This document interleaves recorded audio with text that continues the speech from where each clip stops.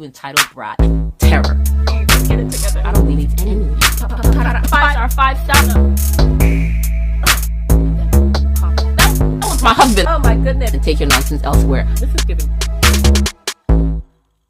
Hey. Okay, so I'm back here for another review, and this is my 10th book of the year. It's actually the last book that I read in January, and I find that so funny because it is March. I know. My timing is absolutely terrible, but hopefully as the year goes on, I will get better at creating and posting these videos within a more reasonable time frame. But since I'm already behind in terms of posting, let's not get behind with the review. Okay, let's get into it. Okay, so my 10th book of the year was, drum roll please, because we're not giving up on that. It's not getting any better. Okay, let's just give up there. It was Lore by Alexandra Bracken.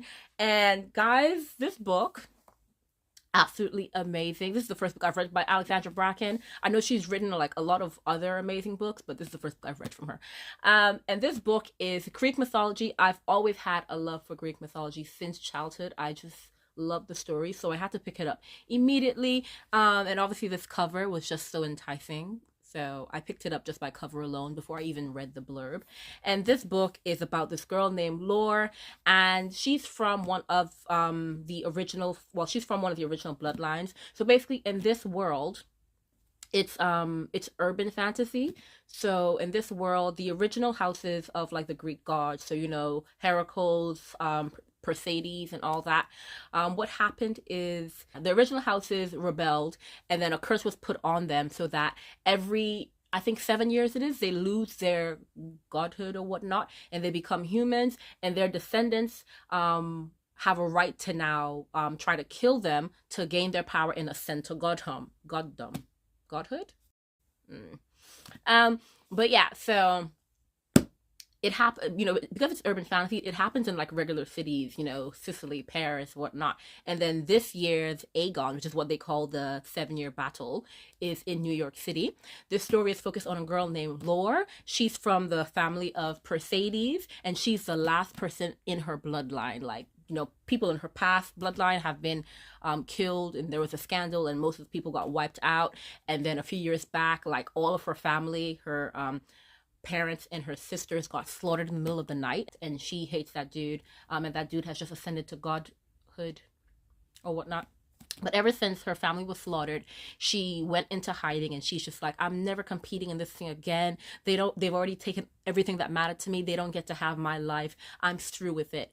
And then one day out of nowhere, someone from her past shows up, and then she's basically dragged back into the battle, even though she told herself she wasn't going to do it. And literally a god, like, who was it? Athena! Well, yeah, one day Athena, like literally right after she has that encounter with a stranger, with like someone from her past, the goddess Athena shows up on her doorstep, bloodied and asking to like make a deal. Athena's just like, if you help me kill this god, and the god she's Athena's saying I want to kill is the god who, you know, Lore suspects killed her family. And she's just like, Athena's just like, if you help me kill him and help me to survive, you know, obviously you'll get your revenge. So it's the Aegon's starting, and she's back into these trials, and she's trying to help Athena to kill this dude so that she can avenge her family. And it's just a lot happens, you know. There's a few reunions. There's a mystery because like the guy who killed her family is hunting her down because he's looking for something, and so the thing that he's looking for, we're trying to figure out who has that something, because she's trying to retrieve it so that, you know, she can defeat him. And, you know, there's alliances being made, alliances being broken. It's a lot going on, guys. It's a lot going on, but it's really, really fun. Now, this book was a lot for me because right at the beginning, there was a lot of like reshaping and retwisting of the original mythologies. So obviously we know like Hercules and, you know, Zeus, the original gods and all that.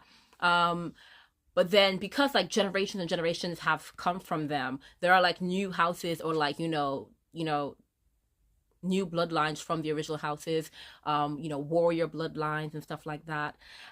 And I'm just like, I can't keep up. There was a lot of world building because they were like telling us the history of the Aegon, how the gods, started this in the first place because, they angered Zeus and, got thrown out.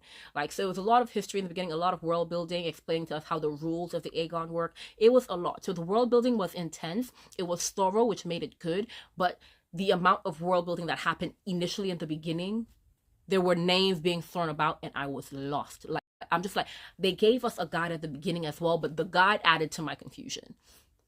And I started reading this book April last year, so like April 2022, I believe, and I had to set it down for that reason alone. I'm just like, it's a good book, like, and I appreciate when a book has thorough world building because later on you can see the effort, all that world building actually pays off later on when we get like midway through the book. But at the beginning, it's suffering. So I remember when I started this, I had to put it down. I was just like, no, we're not doing this. So world building, I'll give you like an A+ for just how thorough it is and how well thought out it is. I'll give you a C for how confusing it is because the combination did not help me one bit. Now, obviously, like I said, with the world building, they had to like tell us, the history of the Aegon and stuff like that.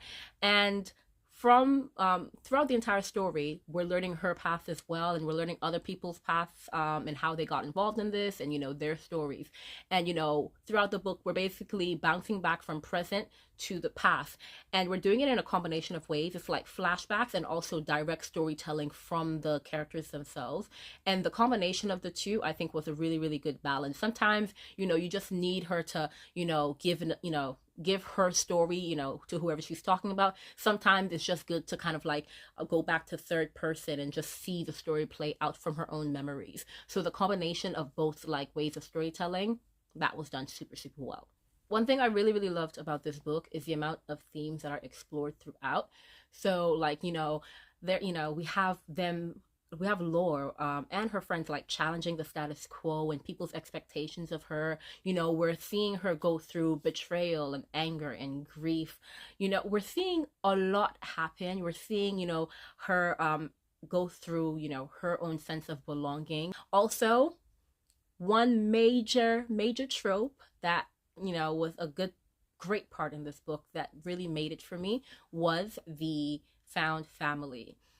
What was amazing is that Laura had like an initial small found family that, she had all on her own after leaving that world behind. And then after being sucked in, it's kind of just like her path kind of came and then new people were added and now they have a whole newfound family.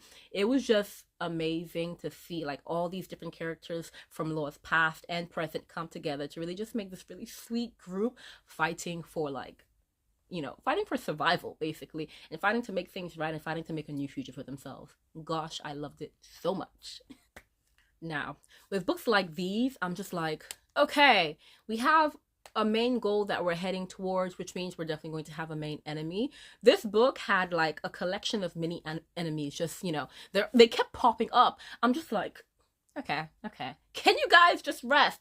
But obviously with the book itself, that's to be expected. We're in a whole competition where everyone's aiming for everyone's head, everyone's trying to kill each other, and everyone's aiming for survival. So it wasn't that strange that like a bunch of people would be coming after her.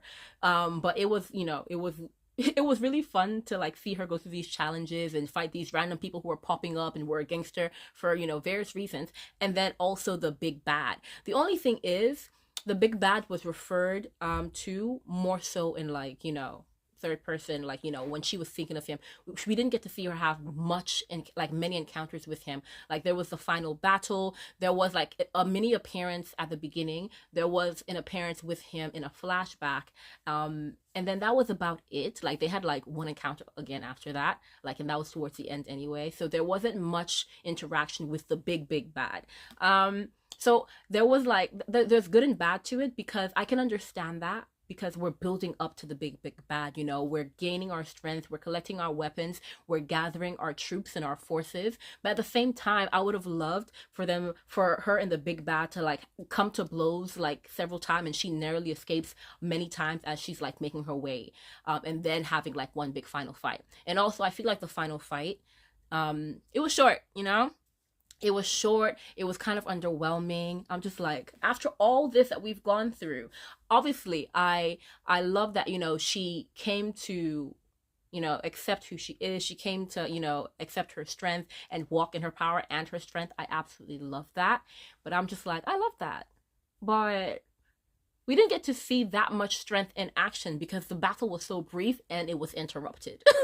And then it was cut. So, I would have loved the final battle to be a bit more. That being said, this book, absolutely amazing. The characters in the book all made it. Like, you have Laura, you have her best friend, you have like her past best friend, coming into the fray. You have someone who, she didn't get along with, but they didn't actually hate each other. They just had a mutual like love for the same person. It was great. Secrets were being revealed, not just the secret location to the item that they were looking for, but just like random mysteries that were, that involved her friend and that involved her family's past, with their slaughter. Like, random mysteries, were being revealed to us, and their answers also being revealed. So I'm loving that there was no stone left unturned, and there was also kind of like an open ending towards the end. Like, we saw, we made it through, and then like we kind of solved like a bigger problem, but then we're kind of leaving it to see if what comes from that as we go and we live our lives with this final revelation in these like last 2 pages. It would have been good to have an epilogue. I love books with epilogues. I just like to see what happens of our characters after they've gone through the hellscape that they have gone through. But overall, this book was fast-paced after the first 50 pages. Those first 50 killed me. It was fast-paced after those first 50 pages. The plot was well developed. The story was well told. The world building, insane. The characters, you really wanted to root for them. Like, you actually had deep respect for every single one of the characters. Like, even like the single human, you really just had respect for them. And you loved the found family that came to be. So quite frankly, so much of this book came together in the best of ways. So like, though I put it on pause for a very, very long time, after trying to read it last year in April, the fact that I finally got to finish it in January made me really happy, because wow, it was an amazing book, after those initial 50 pages. So because of that, I gave it like a 4.5, 4.6, because that beginning really threw me off. And obviously, like I said, the underwhelming kind of final fight with the big boss, I was just like, it could have been better. But all in all, guys, this book, it was really, really good. Like, such an amazing fantasy. And I don't get to read much urban fantasy, so that was really fun, where they had technology, phones. They were in the big city of New York. So it was really, really fun to go through this. And yeah, definitely pick it up. I think you'll really, really enjoy it. But yeah, so I am so excited to have finished like my January reviews, because we're in March and that's just really, really terrible. But if you like this review, obviously be sure to like, comment, share, and if you haven't already, subscribe and come back for more, because I definitely have more reviews to give you guys. But until then, see you. Mwah.